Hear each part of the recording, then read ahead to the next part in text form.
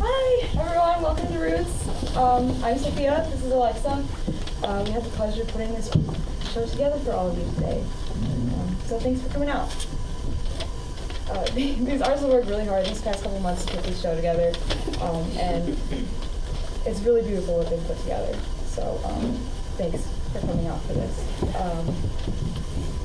Just to give you some background, Roots started last year sort of as a collaboration between the MSU Slam Poetry team and MSU Orchesis.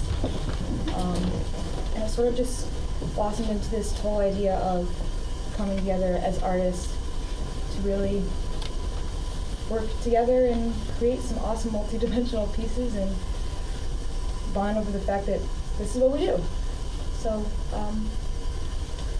if you've seen our program, our proceeds today will be donated to the Association for Children's Mental Health. Also on the program, there's information about Orchesis Dance Company, which we're co-directors of performances for, and there's information about our classes that we offer weekly that are ballet, contemporary, and jazz and conditioning. And also there's information about our spring concert that we hold every year, and that would be next month at the end of March. One of the pieces in this show is actually a preview of that, so you can get an idea of what you will see if you came to that concert. So if you want to check that out, it's on the back of the program. Awesome. Thanks for coming out. Enjoy the show.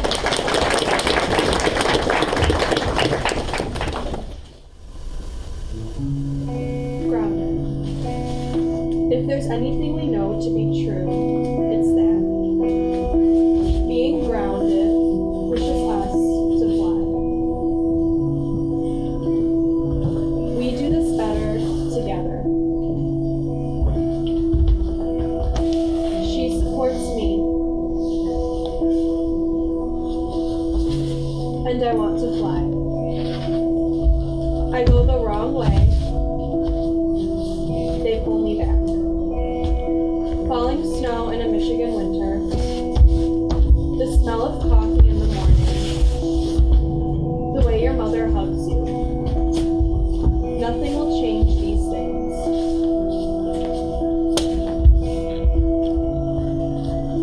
This is where there is consistency.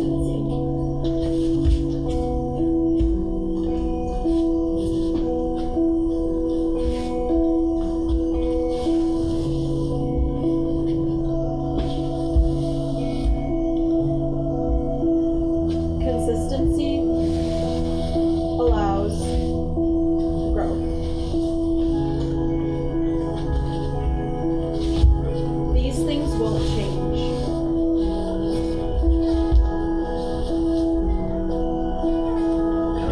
The snow will still fall outside my window. The coffee will still wake me. My mother will still love me.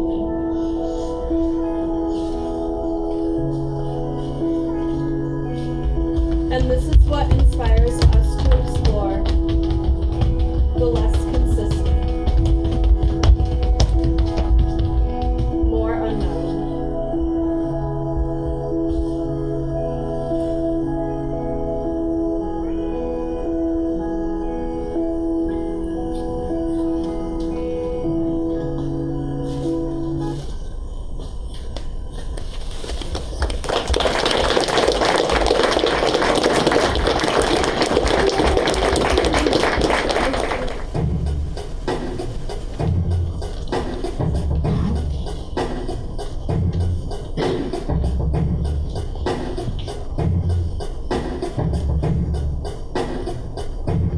Said you never ever break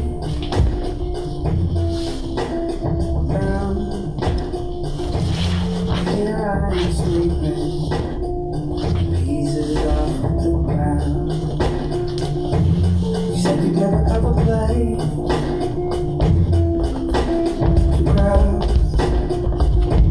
but I've seen you hoping to play songs and down.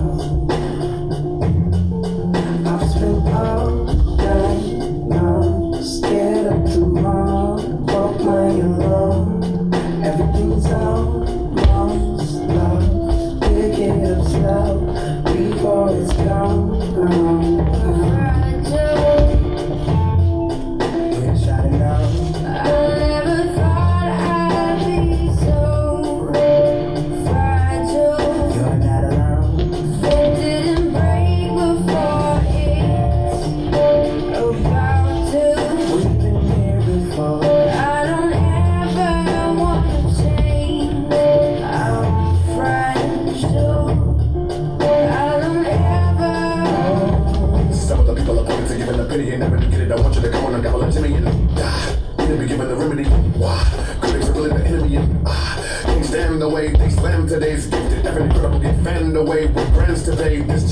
play scripted, definite pickle. Ride around and put everything in a flow. I'm the none, I'ma look very mean when I flow. Scribalometer's never been at a show. By the time to be better living in the stove. Cause they wrote nothing but lies, quotes stuck in my eyes. They want you right at this end. He's a beginner of hopes, for your demise. Quotes, some of the lies, never do try to listen. It's real, I'm mad. Clueless when you scribble on your pad. How you gonna criticize with a chisel on your ass, sizzling your ass? You don't really get why I'm so pissed. Understand this. Understand this. I'm an artist and I'm sensitive about my shit. Yes, I'm.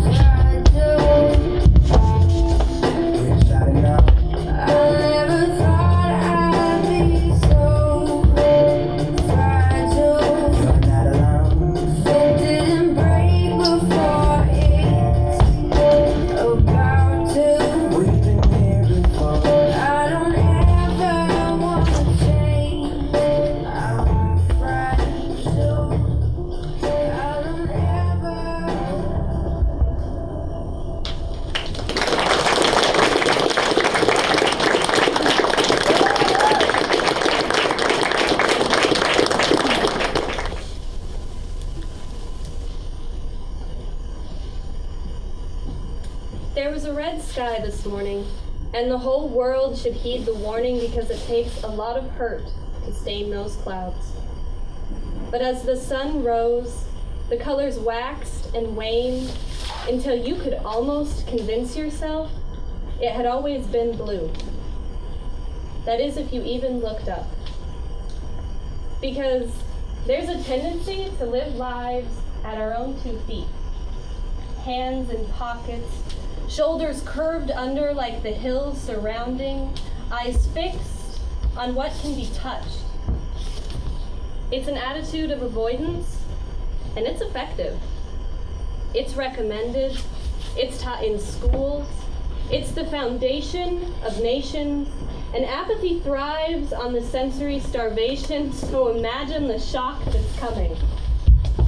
When you're met face to face with pain, fear, hunger, and they reach out and touch you instead. And blue sky forbid what if they latch on and don't let go. You don't have room in your pockets for that. Apparently there is something inherently unnatural about the ozone dripping crimson, because the news was nothing but blood today. It trickled down into the tepid morning coffee, flavoring it bitter and coating the throats of those who were watching. And haven't you seen enough? I know sometimes it's easy to believe we're the premiere season of a Technicolor distortion cartoon, embracing with arms of purple, grins of yellow and minds of green, drinking red water from dripping taps, and borrowing moments of blue and vivid coral from the neighbors down the street. And I'll give it to you. It is a tempting and meticulously crafted illusion. I mean, for goodness sakes, the Cubs won the World Series in an improbable blur of gold and silver, and the politics are a groundbreaking episode of Orange is the New Black. But I shouldn't have to tell you how real it all is. And maybe the whimsy doesn't wear off as soon as you see it in the mirror, but the heavy comedy still sits at the pit of your stomach and pulls at your tongue, urging you to smile at a crying world. So, if there's a red sky tonight, it marks the time for a fight, because a day should never be so long it rusts. The darkness that follows cloaks our hearts and muffles its beats, making our marching soldiers become dreams. And that is if you even sleep. It's understandable that your pockets, your stomach, the sky keeps you awake. And if that's you, welcome home. Welcome to the cause, my friend, the cause of sympathy and empathy, and knowing that the color wheel only has its place in art. And if that's not you, I do know that science says We sleep at night and are awake during the day. But I also know that so many open eyes lead to closed minds. And I come not to condemn, for at its most guarded, your mind is infinitely complex and breathtaking. But at its most vulnerable, it looks to the sky. It sees the colors, it touches the world, and carries its gifts and burdens alike in open hands. And there is absolutely room in this world for that. So I tell you red sky in the morning, and I tell you red sky at night, and don't you see red sky? It's time for a new dawn.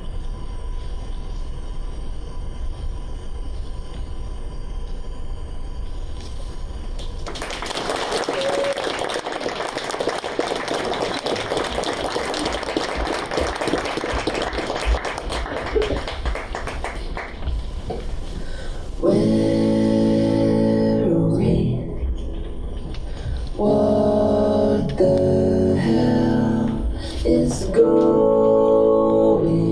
on? The dust has only just begun to fall. Crop circles in the carpet, sinking feeling. Spin me around again and rub my eyes. This can't be happening when busy streets are messed with. People would stop to hold their heads heavy.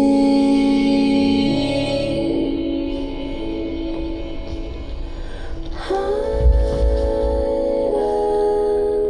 and seek. Dreams and sewing machine. All those years, they were here first. Oily marks appear on walls where pleasure moments hung before the takeover, the sweeping insensitivity of this still life. Hide and seek. Dreams and sewing machine won't catch me around here.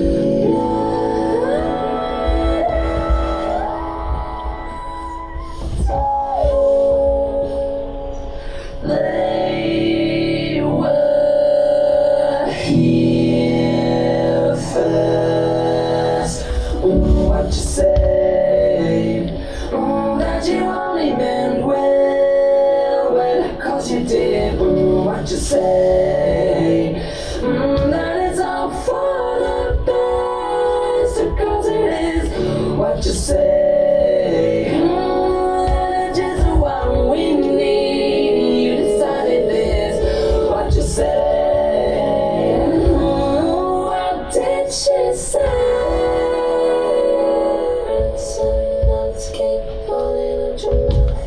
Bittersweet breath, music, 'cause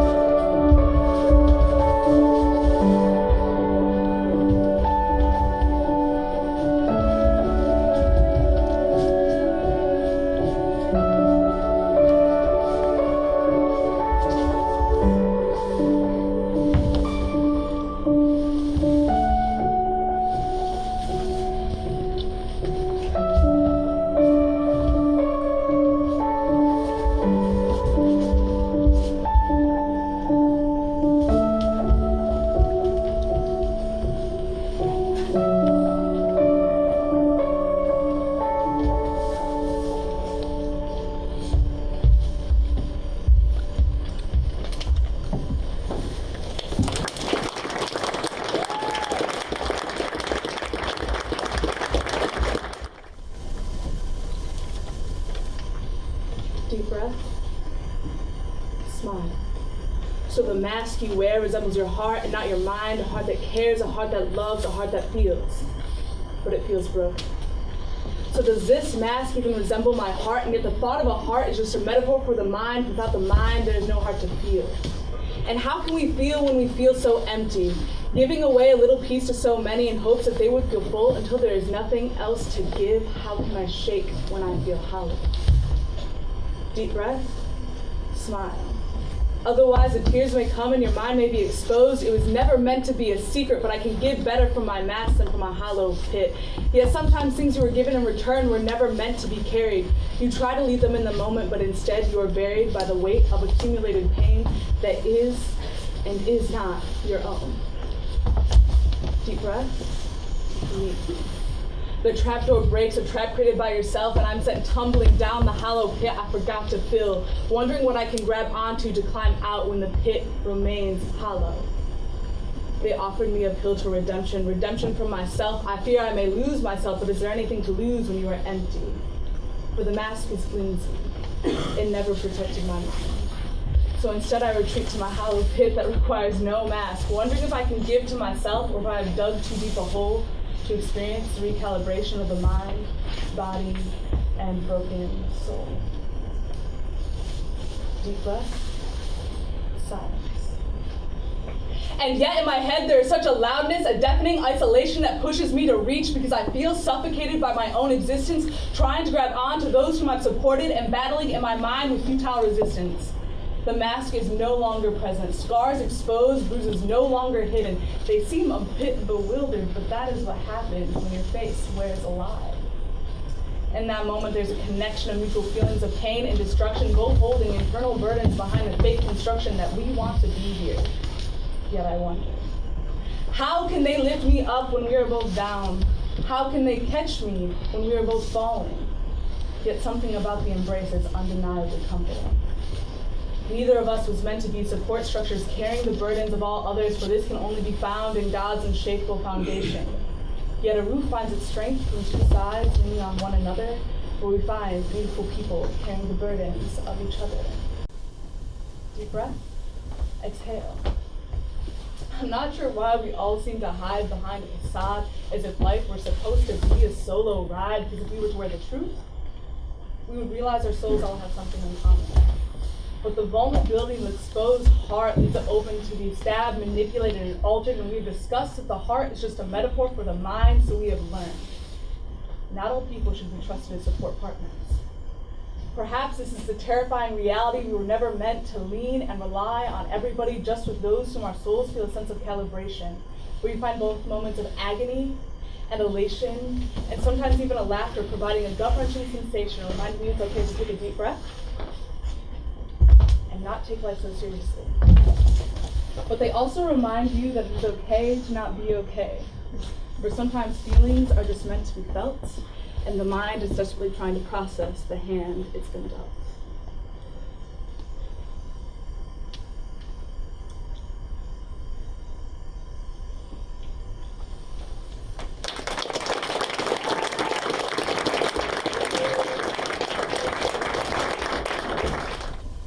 Stamina. The ability to sustain prolonged physical or mental effort. Thoughts. I've got plenty of those. I've got stamina like you wouldn't believe.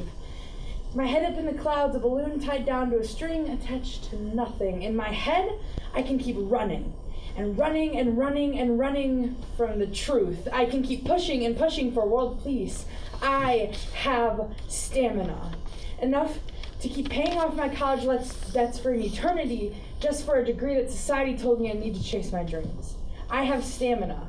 Enough to be part of the largest generation in total number of people and insults from other generations. To stand on my feet when everything wants to weigh me down. I've never seen the finish line, but I will keep running with my head down.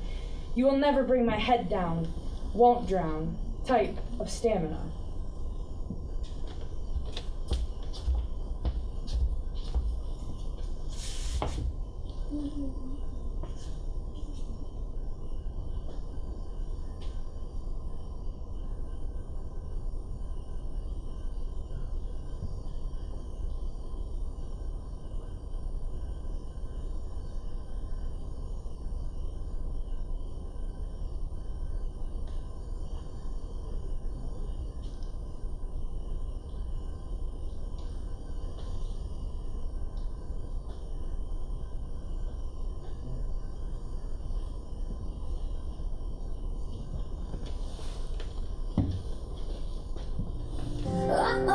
Running out of breath, but I got stamina.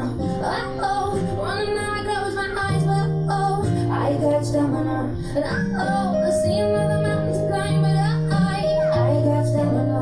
I need another love in mine, 'cause I got stamina. Don't give up, don't give up, don't give up, no, no, no, don't give up, don't give up, don't give up, no, no, no. I'm afraid to be the greatest time in life.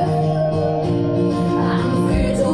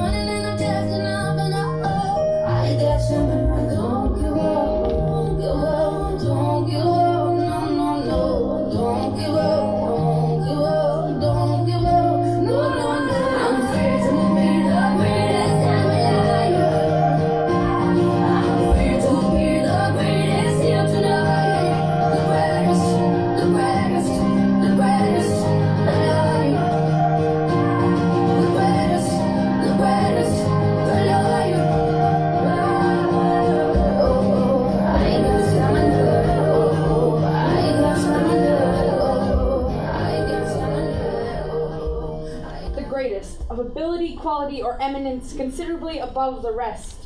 The greatest is a title made of many parts. The greatest moment in your life, a moment after years of practice. The greatest is relative, a perspective.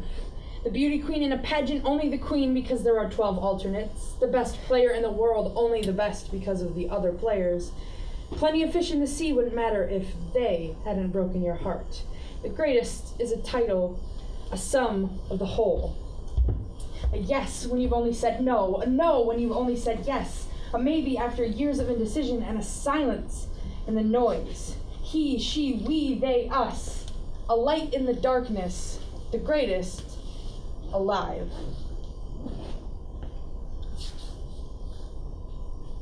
Don't give up, don't give up, don't give up, no, no, no. Don't give up, don't give up, don't give up, no, no, no. I'm afraid to be the greatest, I'm alive. I'm afraid to be the greatest, yet tonight. The greatest, the greatest, the greatest, don't give up, no, no, no. The greatest, the greatest, don't give up, no, no, no.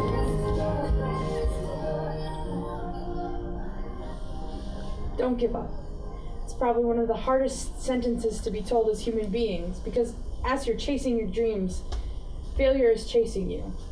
But I challenge, don't give up.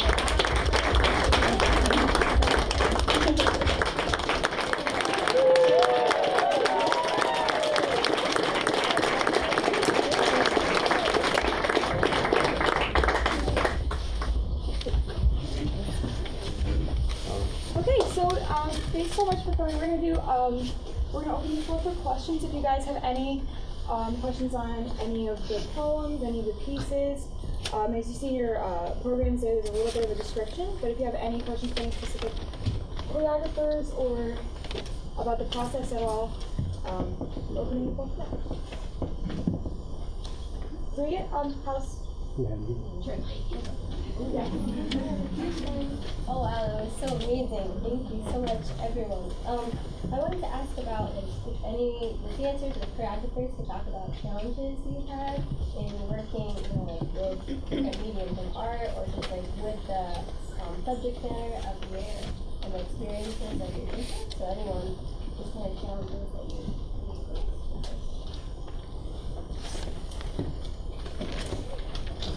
face. We'll start with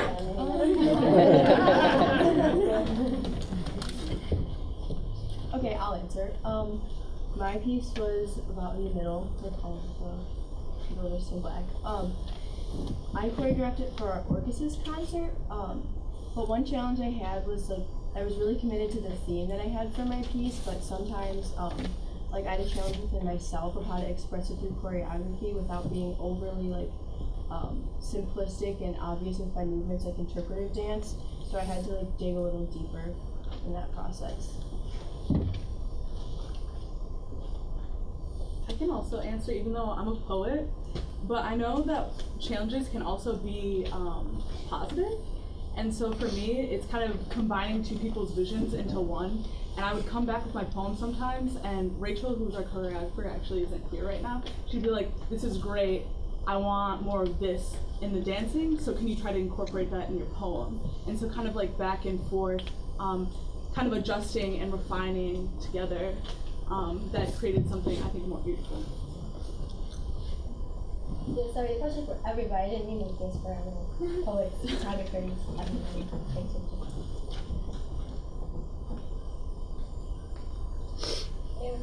I have a question for Sophia. What inspired you to do Roots again, and like, what did you get out? What did you get out of it? I think that this year doing Roots again, last year it was just so amazing to see all these people come together and develop into something so much bigger. I mean, it really starts off just as like one meeting. We have one meeting where everyone comes and we sort of talk about this is what we're doing for this year. You know, there's a lot of creative freedom, but for the most part, you know, we worry about raising awareness. And I don't know, I just think that last year when I saw everyone come together, we had the piece here, or we had the show here, it was just really great to see like everyone coming together and see these like amazing pieces. I mean, it's honestly amazing what you guys made out of just like a few months. And it's really just all of you that inspired me.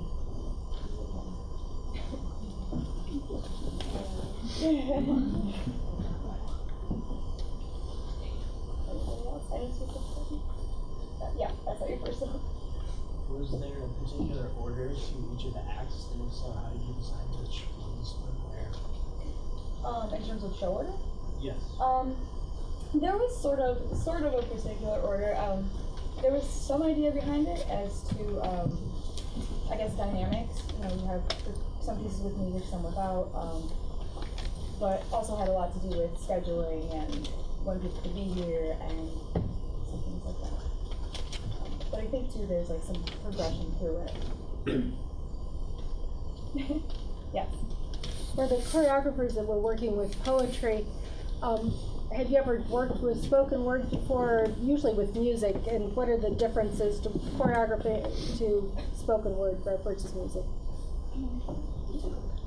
So I was a choreographer of the very first piece, and I also choreographed last year.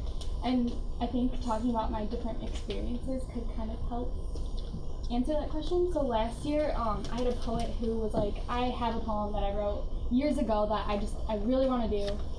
So we kind of created a movement based off of the poem, which was interesting. It was a very descriptive poem. It was about her childhood, so it was an interesting experience. Trisha's in it. But and then this year we kind of created it together. So we had a concept of a feeling of being grounded and like what grounds you and makes you feel comfortable, and how you take that feeling to push yourself out of that feeling to like excel further in your life.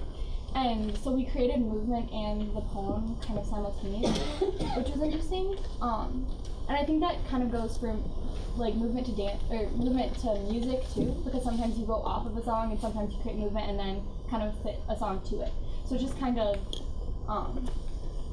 different, I guess. It's just how you take, what approach you take to it.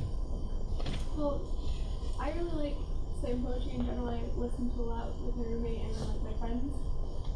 But Gretchen and I were sort of like working on the choreography and the poem at the same time, and like I would type in my choreography like right below her lines, and like she'd come in and like, what does that mean?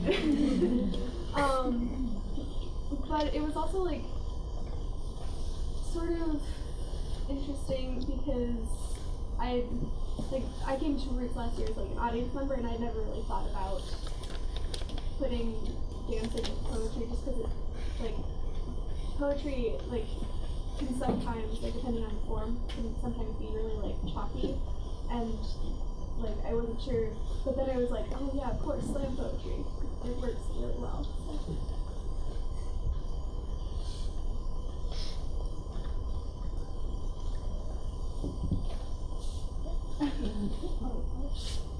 Can I answer that same question? Yeah, sure. Okay. For me, choreographing, I was the last piece with poet Miss Destiny. It was very different for me. I have choreographed like all through high school, and when I found out that I had a poet in my piece, I was like, Wait. That was totally new for me, but it was definitely a challenge, and I really like taking on challenges anyway. I guess like it's kind of fun because collaborating together, we kind of came up with this like one general idea of like strength and empowerment, and so it was easy for me to kind of like go back off of her words as far as the movement wise, but then it was challenging at the same time because I wanted to make sure that I was really conveying what she was saying through movement.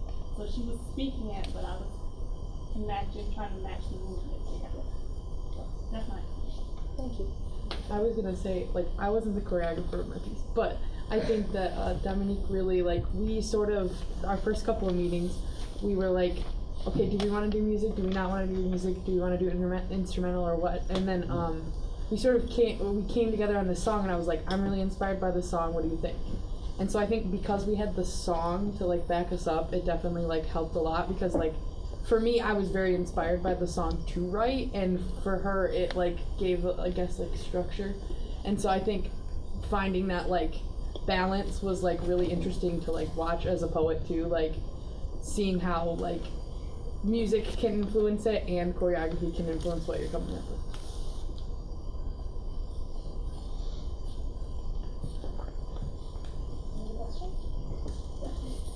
I have a question for Corey. I was wondering if you could talk about the process of synthesizing photography. Your photos are beautiful and moving. Thank you. And movement, especially breakthrough movement in particular. Just talk about that process. All right. Well, I'm Corey, by the way.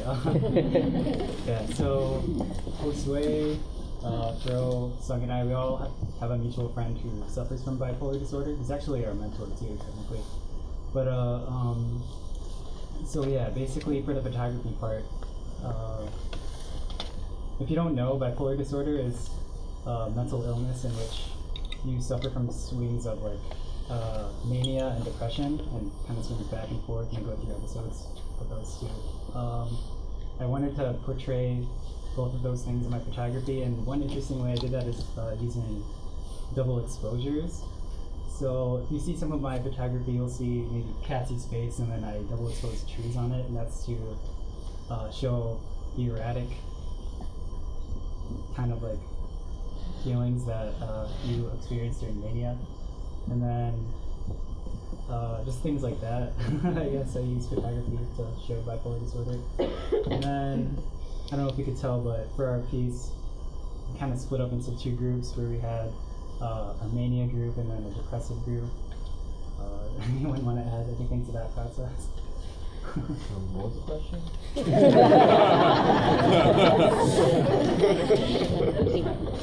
I'm reflecting on your experience in the process of using photography and movement. I can't say much about the photography part. I recorded all the camera work, but I found it was like super hard to find a song. We debated on the song for forever because when we dance, it's obviously to hip hop, and there's not a lot of rappers that talk about bipolar disease, and it's hard to dance to any lyrical song for us. So it's hard to really find a song that kind of had that same message, but we could also dance to. I think that was the most difficult thing in the process.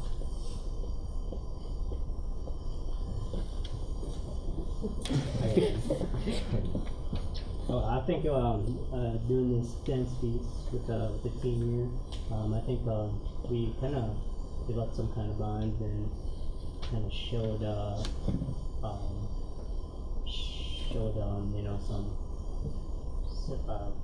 I'm running out of words here, sorry. But we display a lot of movements that kind of like goes with our songs and stuff like that. It wasn't hard. It was kind of a little bit hard to go with that song, so that's how I was saying. Anybody have any other questions? Yes, I do.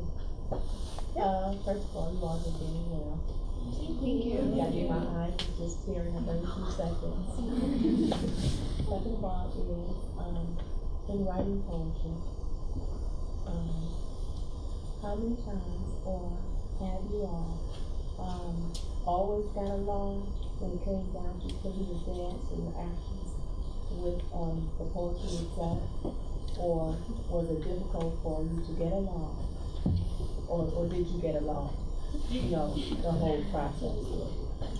Yeah, okay, sure. So, with our piece, we all kind of had the same idea for what we wanted it to be based on the concept of being grounded. So, pretty much Lauren came up with her own choreography she wanted to do, and I wrote a poem, and we put them together. And we had to make some timing adjustments, especially when we decided we wanted to put music in as well. So I kind of had to split my poem up into sort of like intermittent pieces and do long pauses just to make the timing go well. But I had no problems doing it, like I didn't really care about. So I think we got along really well. Like we put everything together really cohesively and with but everything was really good. Yeah. So for our piece, I think if I would have come in with a poem that was like already done in its entirety and that I was already attached to the way it was and I had a vision for it, start to end, I don't think we would have necessarily seen eye to eye because that was kind of counter to like the collaborative process, the way we wanted to work on it. So every week in the beginning I would come in with just a chunk that I had finished. And sometimes it was a chunk at the beginning, sometimes it was a chunk at the end, sometimes it was a chunk in the middle. And we would work on the movement for just that chunk. And then there were also times where Natasha or maybe even one of the dancers was like, hey, could you try and incorporate this in another chunk? And so we would do that, and we just kind of built on itself until it came to something that was cohesive and complete. But it wasn't that way from the beginning, and I think that for our piece it was an important distinction and process. I think too, like, as far as our piece, I was very blessed with the freedom of like sections of silence. But also, when we first started working together, we were discussing songs and stuff that we wanted to do, and I listened to The Greatest, and I felt really inspired to write, but I wasn't really sure. And I had introduced the idea of like, as far as a poet, I feel like I'm very like driven in connecting people. And so taking things that maybe people don't necessarily think are relatable and making them relatable and understanding that like we're all in this together, to quote High School Musical. So I think that once we agreed on the song has a very strong message in and of itself. So exploring like our idea of like what it means to us. So like when I first came in with the sections, I was like, okay, I've got 3 separate sections because to me like there are 3 very specific things in this song. What do you think? And so then it would go back to the drawing board and be like, okay, so this one's gonna be small and this one's gonna be big, and this one's gonna be in the middle. And then sort of like working on that, and I think too adding movement to it. We sort of agreed because Dominique was like really awesome and like, okay, you said this, I want to do this. And so we were very blessed with like the 50-50 on it. I can also speak on that really quick too. For our group, something that was interesting is I think a lot of the collaboration was towards the beginning. So we picked the theme and we decided to go with mental health because of where the money is going for this program. And then Rachel, and I'm also Rachel, 2 Rachels were together. The other Rachel had some ideas for choreography, and then I came back with a poem, and she said, in my choreography, I want more interaction with people, so try to talk about interaction in your poem. And so, in the end, when we were both happy with the poem, I recorded myself, and then they just started practicing with that recording, and I was kind of like, do what you want to do, place me where you want to place me, kind of thing.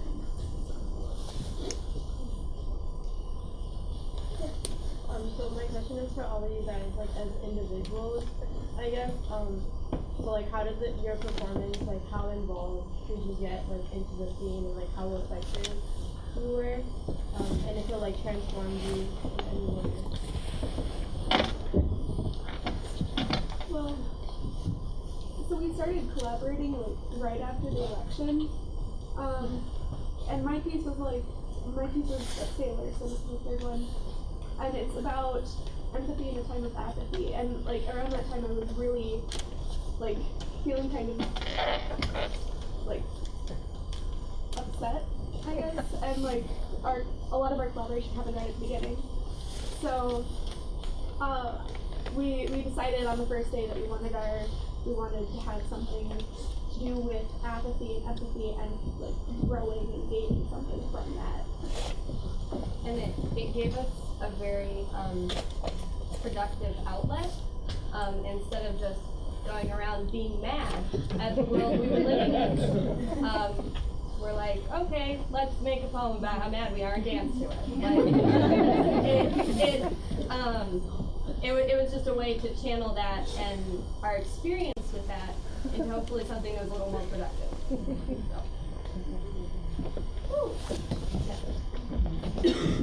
For us, like, ours was very driven by like maybe the same thing. I don't know if it was necessarily the same thing, but like, you know, like we're on this together, and like strength in times of weakness and feeling that like no matter what, you're still a part of the whole, and that like even when you necessarily don't think you're part of the whole, you always will be. And I think for me especially, like that is something I've always struggled with, but like especially just dealing with like our awesome group that we had, and seeing it like come to life has definitely changed me, and like seeing that like it is a common thing to like feel out of place, and that you can find beauty in that unsettlement and like nebulousness, and that no matter what, like people understand what you're going through. And that's something that's definitely gone, like that's stuck with me for sure, is like Dominique and I come from totally different worlds. Like you will never catch me dancing. Like the only dance I can do is the Carlton and the Macarena. So like, so to see somebody feeling the same thing and trying to get it out in the same way as you is definitely stuck with me. Yeah, for me. Oh, I'm sorry. Go ahead. For me, yeah, like that's what you said. I'm really just driven by, like I said, empowerment and strength, and basically that's kind of like the thing with our piece. So it's like I was so into it. I'm like, yeah, make this stronger, you know? Like I really want you to feel this, really run this out. Like like I get really moved by just empowering, and then I just want everyone to connect. Like we're all like that. You may not pull it out every now and then, and you know, just want to kind of settle down, but we all have that. So I really wanted to draw it out in this piece, and hopefully draw it out in the heart. Okay, I want to say something about our piece as a whole, kind of specifically. It was called Me Versus Myself, and I didn't really know what it was called until a couple days ago, which that doesn't really sound good, but once I heard it, I was able to get a way better understanding of what the true meaning was behind it. And I mean, just dancing with it, the dance itself there were 6 people in it, and each person had a partner, and we were kind of like self-battling that person. And I feel like for a lot of people, they kind of go through that every day. They have that self-battle with themselves, and it doesn't have to necessarily be a bad thing. They just kind of have to, I mean, I know I've gone through self-battling with myself, but definitely being able to dance it out without having to say this is what I'm going through was something that was really powerful. Yeah, adding on to that, so I didn't choreograph it specifically for this, but I use this as a chance to, have them perform it, because my theme at the beginning, it was going to be about like erasing the stigma that's given to a mental illness, and it fit in with like the charity that we decided to donate the money to. But in the end, my piece kind of can be a little bit more broad than that, because like you said, it can be any battle with yourself. So like one of the partners is like the battle that you have, and then the other partner is the actual person. So I try to put that into my dance, and like that, like Veronica said, that can apply to anyone. But so throughout the process of choreographing, my idea evolved a little bit, but it still kind of goes back to like the battle and like the internal battle inside.